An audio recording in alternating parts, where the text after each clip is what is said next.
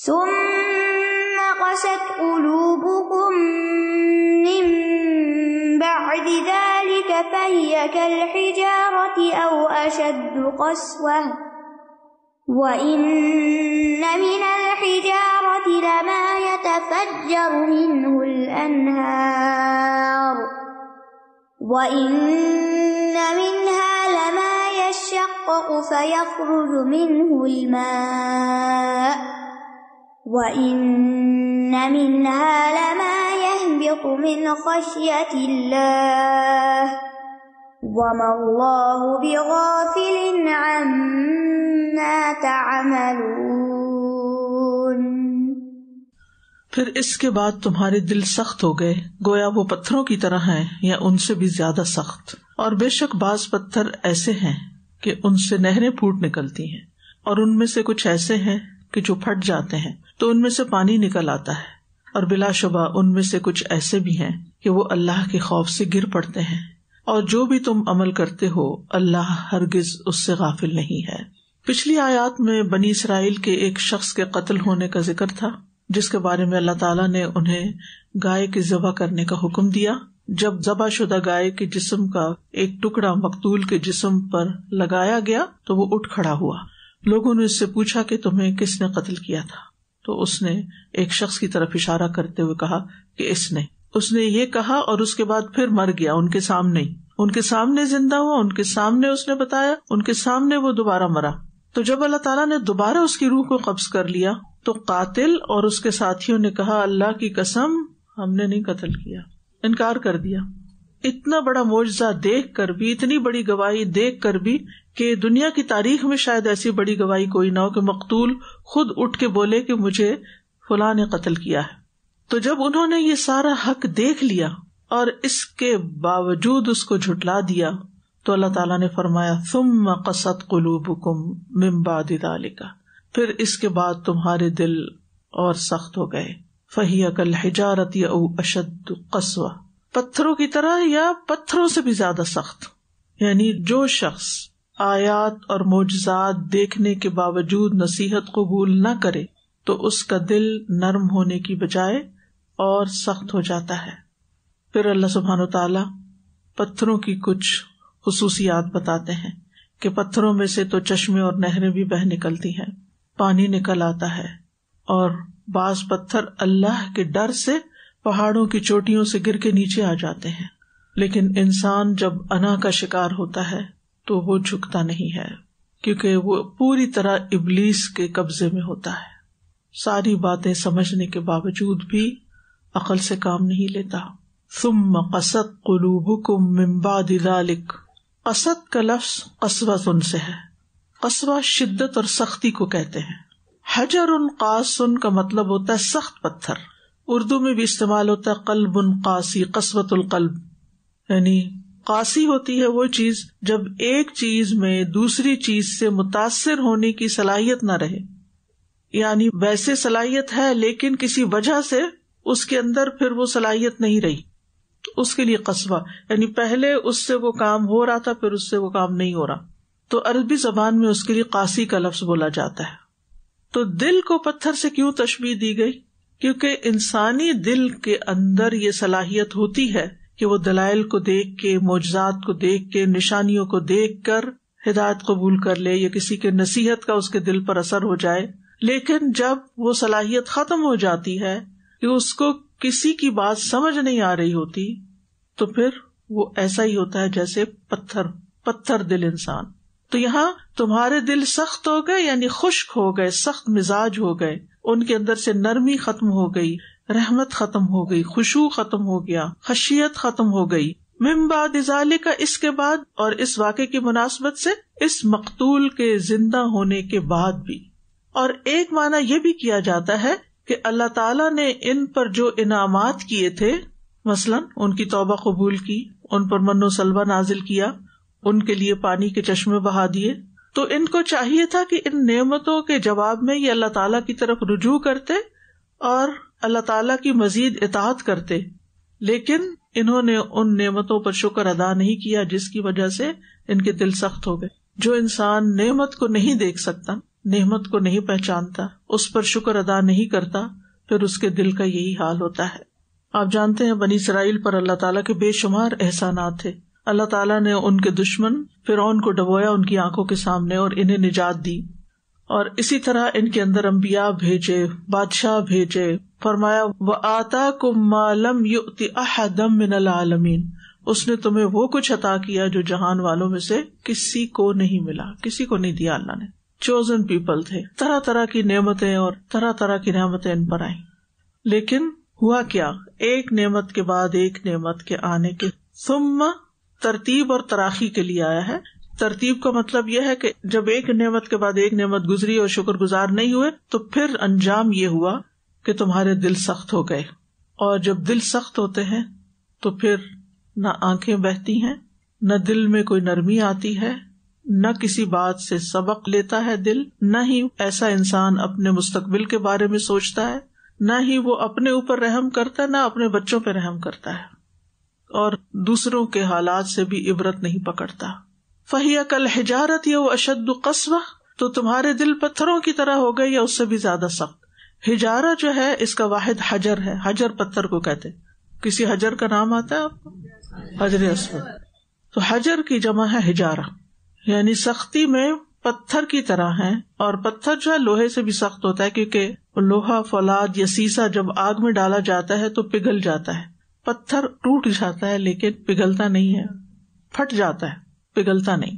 فَهِيَ كَالْحِجَارَةِ او کا ویسے تو ترجمہ ہم نے کیا ہوا یا، تو یہ یا شک کے لیے نہیں، یہ تھا یا یہ تھا، ایک معنی اس کا یہ لیا گیا ہے کہ یہ اور کے معنوں میں ہے۔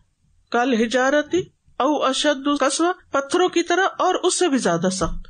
ایک معنی بل کیا گیا، بلکہ کے معنوں میں، پتھروں کی طرح بلکہ اس سے بھی زیادہ سخت، اور او بمعنی یا، یعنی غور و فکر کی دعوت دینے کے لیے کہ پتھر کی طرح، یا سوچو کہ اس سے بھی زیادہ کوئی چیز اور سخت ہو۔ ٹھیک ہے، یعنی یا یہاں شک کے لیے نہیں کہ یہ تھا یا وہ تھا، اس معنی میں نہیں ہے۔ تو دل کی سختی کو پتھر کی سختی سے تشبیہ دی گئی ہے۔ دل کی سختی نظر نہیں آتی، پتھر کی سختی ہم محسوس کر سکتے ہیں۔ تو انسان پتھر کا ٹکڑا ہاتھ میں لے کر اگر یہ سوچے کہ سنگ دل لوگ، اردو میں سنگ دل کہتے ہیں، سنگ کا معنی بھی پتھر ہی ہوتا ہے، کہ سنگ دل لوگوں کے دل ایسے ہوتے ہیں۔ کیونکہ آپ دیکھیے کہ پتھر کے اوپر آپ پانی ڈالتے ہیں نا، تو وہ پانی کو اپنے اندر جذب نہیں کرتا، وہ کیا کرتا ہے؟ بہا دیتا ہے۔ وہ اس پانی کی لذت محسوس ہی نہیں کر سکتا، وہ اس کا فائدہ ہی نہیں حاصل کرتا، بہا دیتا ہے۔ ایسا شخص دوسروں کی نصیحت کے ساتھ بھی ایسا ہی کرتا ہے، دوسروں کے سمجھانے کے ساتھ بھی یہی سلوک کرتا ہے کہ وہ اس کو سننا ہی نہیں چاہتا، اور اگر اس کو سنوا دیا جائے تو اس سے کوئی اثر قبول نہیں کرتا، سنانے والے کی بات پر بالکل غور و فکر نہیں کرتا، بلکہ اپنی ہی مرضی کرتا ہے جو اس کی سنگ دلی کی حالت میں اس کے دل میں ہوتی ہے۔ بنی اسرائیل پتھر سے پانی نکلنے کا مشاہدہ کر چکے تھے۔ کہاں؟ صحرائے تیہ میں، جب انہوں نے پانی مانگا اور پھر موسیٰ علیہ السلام نے دعا کی اور اللہ تعالیٰ نے عصا کا حکم دیا کہ چٹان پہ مارے جائے اور اس میں سے 12 چشمے نکلے، تو انہوں نے یہ سب کچھ دیکھا تھا۔ اور اس کے علاوہ بھی ایک جگہ انہوں نے پہاڑ کو ریزہ ریزہ ہوتے دیکھا، کوہ طور، یعنی کوہ طور کے ایک حصے کو تجلی الہی سے ریزہ ریزہ ہوتے دیکھا، لیکن ان کے دل پر کوئی اثر نہیں ہوا۔ وَإِنَّ مِنَ الْحِجَارَةِ، اور بے شک پتھروں میں سے لَمَا يَتَفَجَّرُ مِنْهُ الْأَنْهَارُ، کچھ ایسے ہوتے ہیں جس سے نہریں پھوٹ پڑتی ہیں۔ تفجر کا لفظ جو ہے نا فجر سے ہے، اور فجر کہتے ہیں کسی چیز کو وسیع طور پر پھاڑنا۔ جب فجر طلوع ہوتی ہے تو سارے آسمان پہ روشنی پھیل جاتی ہے، یعنی یہ تفجرو میں پھر تفجر جو آیا ہے یہ وسعت اور کثرت کے لیے ہے، یعنی وسعت اور کثیر مقدار میں وہ کھل جاتے ہیں۔ یعنی کچھ پتھر ایسے ہیں جن میں بہت سے سوراخ ہو جاتے ہیں اور اس سے اتنا پانی نکلتا ہے کہ وہ پانی دریاؤں نہروں کی شکل اختیار کر لیتا ہے۔ اگر آپ کبھی پاکستان کے ناردرن ایریا میں گئے ہوں تو آپ نے دیکھا ہوگا کہ چشموں کا پانی جب آتا ہے تو وہ مل کے کیا بن جاتا ہے؟ دریا بن جاتا ہے۔ اور ابھی ریسنٹلی تو آپ نے دیکھا کہ وہ دریاؤں نے کیا حال کیا ہے۔ یعنی کہنے کا مطلب یہ ہے کہ پتھروں کے لیولز ہیں۔ تو او اشدو کا لفظ اس لیے بھی آیا ہے کہ پتھروں کی اقسام ہوتی ہیں، کچھ پتھر ایک طرح کے کچھ دوسری طرح کے، اور یہاں ان کی اقسام اب بتائی جا رہی ہیں۔ تو بعض پتھر ایسے ہوتے ہیں کہ جن سے بہت پانی نکلتا ہے، یعنی ان کا فائدہ کثیر ہوتا ہے، کثرت سے ان کا فائدہ ہوتا ہے. لوگ بھی اس سے پانی پیتے ہیں، لوگ کھیتیوں کو بھی لگاتے ہیں، جانور پیتے ہیں، پرند چرند بھی آ کے پیتے ہیں، یعنی اللہ کی بے شمار مخلوق اس سے فائدہ اٹھاتی ہے. وَإِنَّ مِنْهَا لَمَا يَشَّقَّقُ فَيَخْرُجُ مِنْهُ الْمَاءُ، اور بعض ایسے ہوتے ہیں جو شق ہو جاتے ہیں. شق کا کیا مطلب ہوتا ہے؟ پھٹ جانا. طول اور عرض میں پھٹنا. طول کیا ہوتا ہے؟ لمبائی کو کہتے ہیں، اور عرض کس کو کہتے ہیں؟ چوڑائی کو. لمبائی میں پھٹے یا چوڑائی میں، یا دونوں طرح سے پھٹ جائے. پتھر کا پھٹنا آپ دیکھیں نا، یعنی جب پھٹتا ہے تو ہر طرح سے پھٹ جاتا ہے. یہ دوسری قسم کے جو پتھر ہیں یہ پہلی قسم سے نسبتاً کم نفع بخش ہیں، لیکن پھر بھی نفع بخش ہیں. وہاں تو نہریں جاری ہو گئی تھی، اور یہاں کیا ہے؟ کچھ نہ کچھ پانی نکل آیا ان سے بھی، یعنی ان سے پانی جھرتا رہتا ہے، جیسے جھرنے نہیں جن کو کہتے ہیں، وہ پتھروں سے جھرتا رہتا ہے پانی. اور پانی جو ہے وہ اللہ تعالیٰ کا ایک بیش بہا عطیہ ہے، اور ہماری زندگی کا ایک بہت بڑا حصہ ہے. انسان، حیوان، نباتات سب پانی کے محتاج ہیں. یعنی اللہ تعالیٰ نے ہر چیز کو پیدا بھی کس سے کیا ہے؟ پانی سے پیدا کیا ہے. ہماری تندرستی کے لیے بھی پانی بہت ضروری ہے. ہمارے جسم کی بناوٹ میں پانی کا ایک بڑا حصہ ہے. کہا جاتا ہے 70% انسان کے اندر پانی ہوتا ہے. اور وَجَعَلْنَا مِنَ الْمَاءِ كُلَّ شَيْءٍ حَيٍّ. ابو ہریرہ کہتے ہیں کہ ایک مرتبہ وہ نبی صلی اللہ علیہ وسلم کے پاس آئے اور کہا، یا رسول اللہ صلی اللہ علیہ وسلم، جب میں آپ کو دیکھتا ہوں میرا دل ٹھنڈا ہو جاتا ہے اور آنکھوں کو قرار آ جاتا ہے. آپ مجھے ہر چیز کی اصل بتائیے.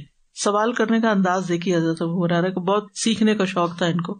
آپ نے فرمایا کہ ہر چیز پانی سے پیدا کی گئی ہے. یعنی صحابہ انڈیویجولی بھی کوسچنز کرتے تھے، اور نبی صلی اللہ علیہ وسلم ان کو انڈیویجولی بھی سکھاتے تھے، کلیکٹیولی بھی سکھاتے تھے اور انڈیویجولی بھی سکھاتے تھے. اور مختصر سی بات میں اتنی بڑی حقیقت بتا دی گئی جس پر ریسرچ کرتے کرتے صدیاں گزر جائیں انسانوں کی، کہ ہر چیز پانی سے پیدا کی گئی ہے. تو اس لیے یہاں پھر مثال وہی دی گئی کہ کچھ پتھر ہوتے ہیں جن سے بہت بڑا فائدہ تو نہیں، لیکن کچھ نہ کچھ فائدہ پانی کی شکل میں پہنچتا ہے انسان کو، جو انسان کی زندگی کے لیے ضروری ہے. وَإِنَّ مِنْهَا لَمَا يَهْبِطُ مِنْ خَشْيَةِ اللَّهِ، اور کچھ ایسے ہیں جو اللہ کے خوف سے گر پڑتے ہیں. یعنی ان کے اندر سے پانی تو نہیں نکلتا، وہ خود پھٹ جاتے ہیں، خود گر پڑتے ہیں. حبوط کا لفظ پھر آ گیا، اہبتو، اوپر سے نیچے آنا، یعنی کسی چیز کا بے اختیاری کی حالت میں نیچے اتر آنا، جیسا کہ پتھر بلندی سے نیچے گر پڑتا ہے. یعنی بعض پتھر ایسے ہوتے ہیں کہ اللہ کے ڈر سے اپنی جگہ سے لڑکتے ہوئے نیچے آ جاتے ہیں. کبھی آپ میں سے کسی نے یہ منظر دیکھا؟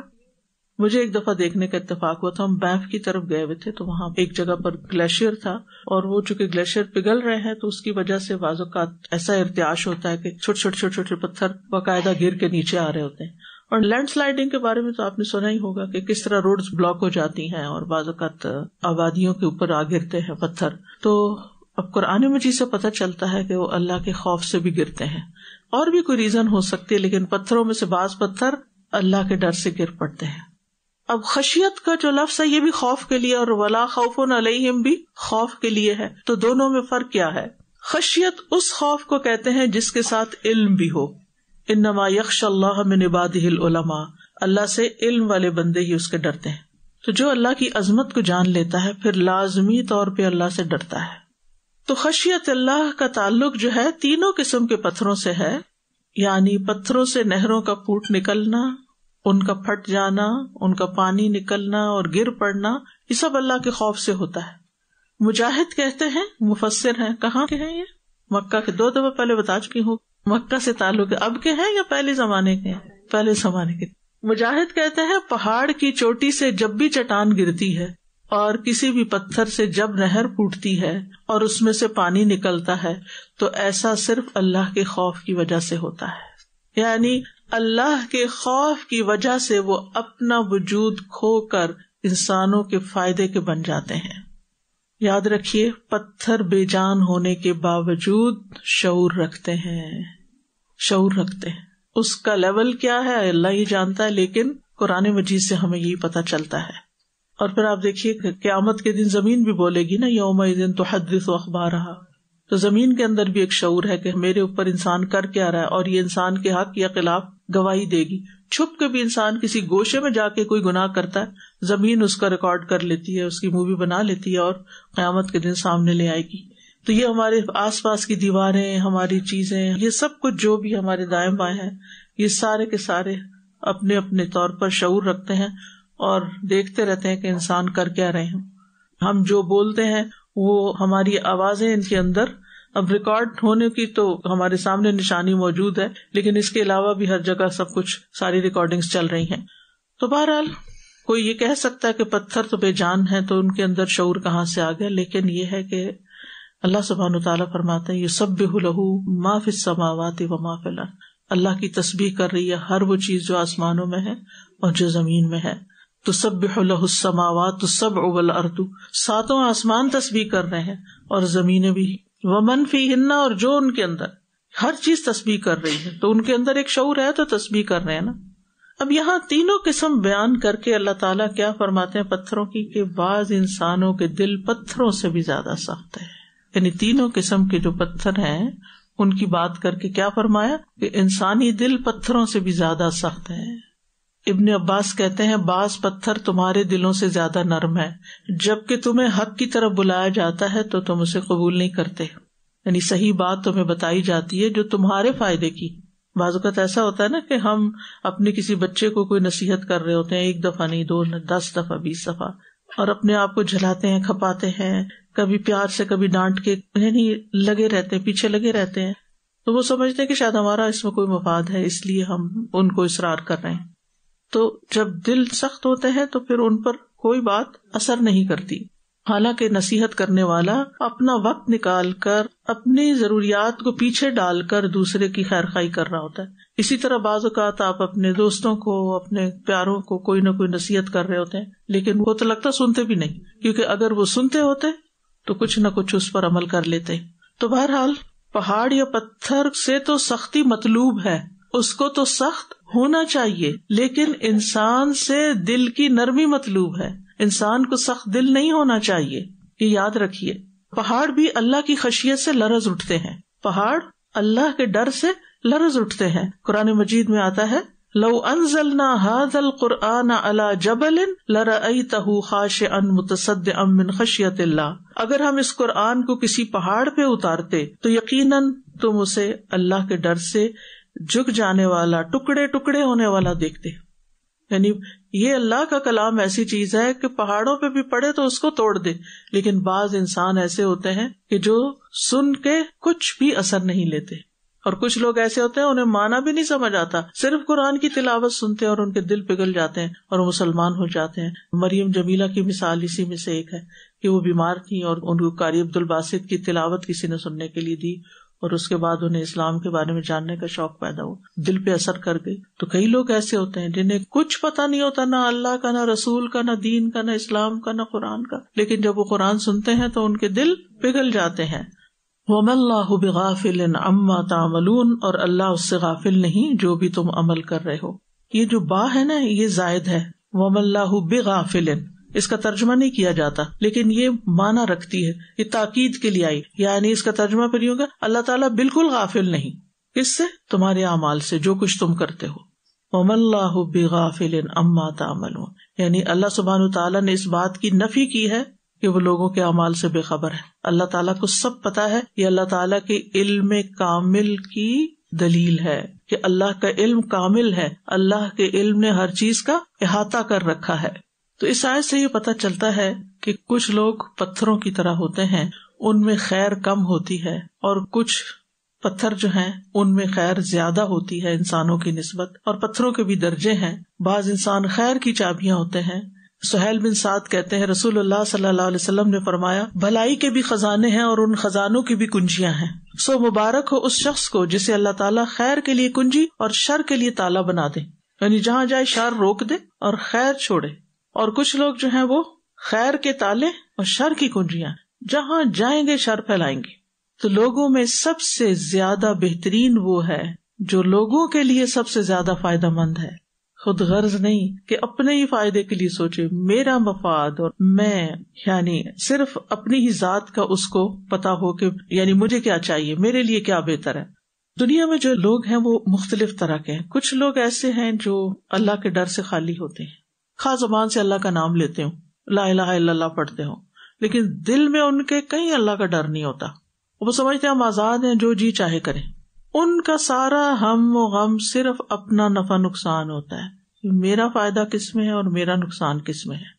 جس چیز میں ان کو اپنا فائدہ نظر آتا ہے وہ اس چیز کی طرف دوڑ پڑتے ہیں، اور جس چیز میں انہیں دنیاوی نقصان کا اندیشہ ہوتا ہے، چاہے آخرت کا فائدہ ہی کیوں نہ، اس سے پیچھے ہٹ جاتے ہیں. یعنی ان کی زندگی میں اصل اہمیت مفاد کی ہوتی ہے. مفاد پرست لوگ، سیلفش، خود غرض، ان کی ذات کسی کے لیے فائدہ مند نہیں ہوتی، وہ صرف اپنا فائدہ سوچتے. وہ اپنے بچوں کا بھی بعض اوقات نہیں سوچتے، ان کو بھی بیچ کھاتے ہیں، وہ کسی کا فائدہ نہیں دیکھتے، صرف اپنی ذات کا دیکھتے ہیں، اور وہ اس بات پہ اڑ جاتے ہیں اور سمجھانے سے بھی سمجھتے نہیں، یعنی ان کا نفس اکڑ جاتا ہے.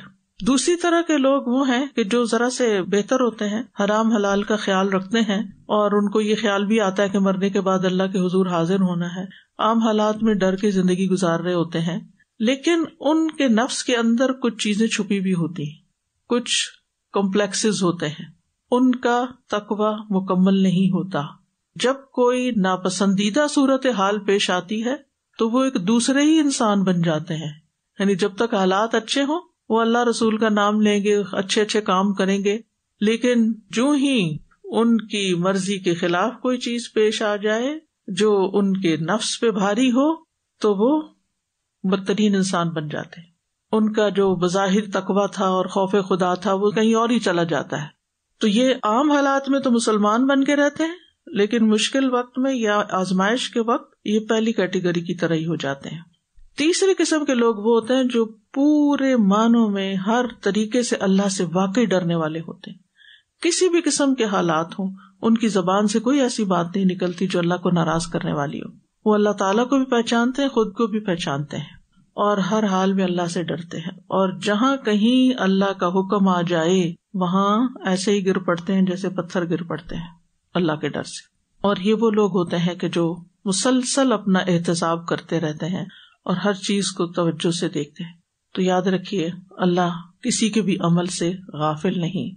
یاد رکھیے لوگوں میں سے سب سے زیادہ اللہ کے محبوب وہ ہے جو سب سے زیادہ لوگوں کو فائدہ پہنچانے والا ہو. اس معیار پہ اپنے آپ کو رکھ کے دیکھیے. اور کون سے اعمال اللہ کو پسند ہے؟ کسی مسلمان کو خوش کرنا. سوچئے ہم اپنی گفتگو سے، ہم اپنے معاملے اور رویے سے دوسروں کو کیا فیل کرواتے ہیں. دس از ویری امپورٹنٹ. ہم بعض اوقات ہم تو بالکل سچ کہہ رہے ہیں، ہم تو حقیقت بیان کر رہے ہیں، یعنی اپنے آپ کو جسٹیفائی کرتے رہتے ہیں، لیکن وہ ذرا نہیں یہ سوچتے کہ ان کی اس جسٹیفیکیشن میں دوسرے کے دل پہ کیا گزر رہی ہے. اسی طرح بہترین کام کیا، کسی سے تکلیف دور کر دینا جو اللہ کو محبوب ہے، یا کسی کا قرضہ ادا کر دینا، یا کسی کی بھوک دور کر دینا، چاہے آپ گھر والوں کو کیوں نہ پکا کے کھلا رہے ہوں. فرمایا نبی صلی اللہ علیہ وسلم نے، جس نے اپنے غضب کو روک لیا اللہ اس کی خامیوں پہ پردہ ڈال دے گا. جس نے اپنا غصہ روک لیا اللہ اس کی خامیوں پہ پردہ ڈال دے گا. جو آدمی اپنے غصے کو پی گیا باوجود اس کے کہ اگر وہ چاہتا تو نافذ کر سکتا تھا، وہ لڑائی ڈال سکتا تھا، وہ جھگڑا کر سکتا تھا، تو قیامت کے دن اللہ اس کے دل کو امیدوں سے بھر دے گا. یعنی اس کو پھر قیامت کے دن خوف نہیں ہوگا، بلکہ کیا ہوگا کہ اللہ تعالیٰ مجھے معاف کر دے گا. اور جو اپنے بھائی کے ساتھ اس کی ضرورت پوری کرنے کے لیے چلا یہاں تک کہ اسے پورا کر دیا، اللہ اس کو اس دن ثابت قدم رکھے گا جس دن قدم ڈگمگا جائیں گے. ابن قیم کہتے ہیں فائدہ پہنچانے والا شخص ہی بابرکت ہوتا ہے، اور جو چیز سب سے زیادہ فائدہ پہنچاتی ہے وہ سب سے زیادہ بابرکت ہوتی ہے. جو جتنا زیادہ فائدہ پہنچاتا ہے اتنا ہی بابرکت ہوتا ہے. تو بہت گہری بات ہے. اب ہم سوچے ہم کتنے بابرکت ہیں لوگوں کے لیے. جس گھر میں ہم گئے ہیں، مثلا شادی ہونے کے بعد جس گھر میں گئے ہیں، یا پھر کسی جگہ پر ہم ایز اے طالب علم گئے ہیں یا ایز اے استاد گئے ہیں، یعنی کسی بھی مقام پر ہمارا جو وجود ہے وہ دوسروں کے لیے کتنا فائدہ مند ہے. آپ دیکھیں کہ عموماً معاشرے میں رجحان کیا ہوتا ہے، یہ میرا حق ہے، یہ میرا رائٹ ہے، رائٹس کو جانو، یہ بھی رائٹ، یہ بھی رائٹ، یہ بھی رائٹ، اور رائٹس کی جنگ ہو رہی. ہمارا دین کیا سکھاتا ہے؟ دینے والے بن جاؤ، فائدہ پہنچانے والے. بہرحال جب انسان فائدہ پہنچانے والا نہیں نہ رہتا تو پھر وہ پتھر ہی ہے، پھر اس میں کوئی خیر نہیں، کیونکہ پتھر اپنے آپ کو فائدہ نہیں پہنچا پاتا. جیسے پانی کی میں نے مثال دی کہ اس کے اوپر پانی گرتا ہے اس کو کوئی مزہ نہیں آتا، جبکہ ایک نرم زمین جو ہوتی ہے اس پہ جب بارش کی چند بوندیں بھی گرتی ہیں تو وہ ان کو جذب کر لیتی ہے اور خوشبو دیتی ہے. مٹی بھی خوشبو دیتی ہے. ایسے انسان سے کوئی خوشبو نہیں آتی، کوئی خیر نہیں پھوٹتی. بہرحال بنی اسرائیل کے جرائم کی وجہ سے ان کے دل سخت ہو گئے تھے. تو یہاں اس آیت میں بیسیکلی سخت دلی کی مذمت بیان کی گئی ہے. یاد رکھیے ایک قوی دل ہوتا ہے، مضبوط دل، اور ایک سخت دل ہوتا ہے. سخت دل بے رحم ہوتا ہے. قوی دل، مثلاً ایک ڈاکٹر کا دل جو ایک سرجری کر رہا ہے وہ رحیم ہے، شفیق ہے، لیکن کر ایک سخت کام رہا ہے بڑی بہادری کے ساتھ، تو وہ سنگ دل نہیں ہوتا. اس میں فرق کیجیے. آپ یہ نہیں کہہ سکتے ڈاکٹر بہت سنگ دل ہے، وہ تو برداشت کر لیتا ہے خون کا نکلنا دیکھنا بھی نہیں، ایسی بات نہیں. تو اپنے آپ کو ٹٹولیے کہ آپ بہادر کتنے ہیں، آپ کے اندر قوت کتنی ہے، دل کی قوت. کیونکہ جب دل قوی ہوتا ہے نا تو انسان بڑے بڑے مشکل فیصلے بھی زندگی میں کر لیتا ہے بہادری کے ساتھ. اور پھر یہ ہے کہ ہمارا دل جو ہے یہ جسم کا قیمتی ترین حصہ ہے، اور اللہ سبحانہ وتعالیٰ بھی ہمارا دل دیکھتا ہے. اچھا، چند ایک مختصر میں بتا دوں کہ دل کی سختی کی علامتیں کیا ہوتی تاکہ ہم اپنے آپ کو پہچان سکیں. سب سے پہلے نصیحت قبول نہ کرنا. فویل للقاسیۃ قلوبہم من ذکر اللہ.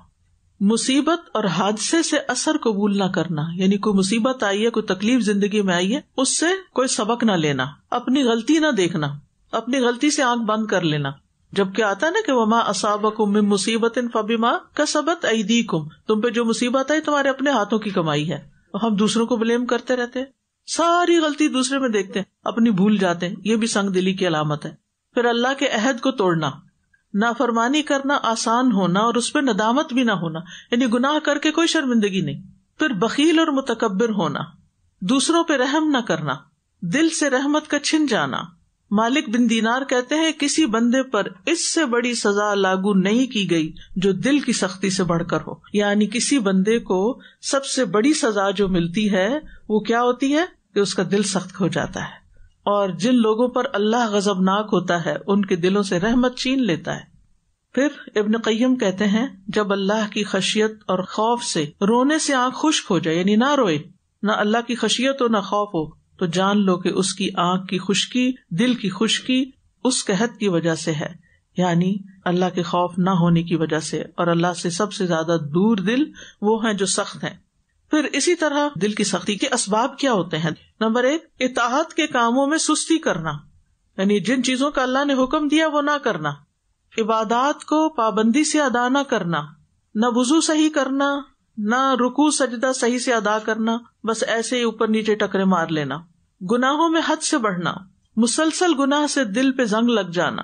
پھر لوگوں کی برائیوں کو نشر کرنا، یعنی سخت دل والے لوگ کیسے ہوتے ہیں، ہر ایک کی برائیاں بیان کرے تو غیبت کر رہے ہوتے ہیں. وہ دیکھو فلاں سگریٹ پیتا ہے، فلاں گالیاں دیتا ہے، فلاں غیبت کرتا ہے، فلاں، یعنی لوگوں کے بارے میں بری بری باتیں کرنا. پھر نفع مند علم سے دوری، علم کی مجلسوں سے دوری، اور سب سے نفع بخش کتاب اللہ کی کتاب ہے. پھر صحبت صالح سے دوری، نیک لوگوں کی مجلس سے دوری، کیونکہ انسان جب غافل لوگوں میں بیٹھتا ہے جنہوں نے نہ کبھی قرآن پڑھا نہ سنا تو پھر انہی جیسی باتیں کرنے لگتا ہے، انہی جیسی سوچ سوچنے لگتا ہے.